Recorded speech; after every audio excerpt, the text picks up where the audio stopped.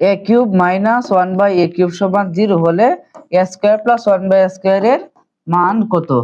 এখন এই মানটি বের করার জন্য আমরা যে মানটি দেওয়া আছে এটি লিখব। শুরুতেই দেওয়া আছে a cube minus 1/a cube সমান 0, বা যে a কিউব মাইনাসের 1/a কিউব এই ডান পক্ষে আসলে প্লাসের 1/a কিউব। এই a কিউবের নিচে একটা 1 আছে, এই a কিউবের নিচে 1 আছে।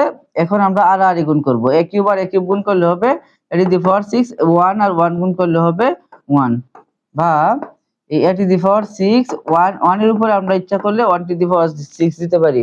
1 6 বার গুণ করলে 1 ই হবে। তো উভয় পক্ষ থেকে যদি আমরা 6 বাদ দিয়ে দিই তাহলে a ইকুয়াল টু হবে 1। আমরা এর মান এখন a square plus 1/a square এর মধ্যে বসাবো। a square plus 1/a square. আমরা যদি এখানে 1 বসাই এর মান, তাহলে 1 স্কয়ার প্লাস 1/, এর মান 1 বসালে উপরে স্কয়ার, 1 স্কয়ার মানে হচ্ছে 1 আর উপরে 1 আছে, 1 স্কয়ার মানে 1 দুইবার গুণ করলে 1 ই হবে।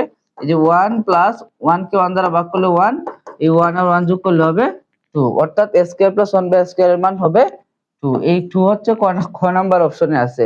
অর্থাৎ a cube minus 1/a cube সমান 0 হলে a square plus 1/a square এর মান হবে 2।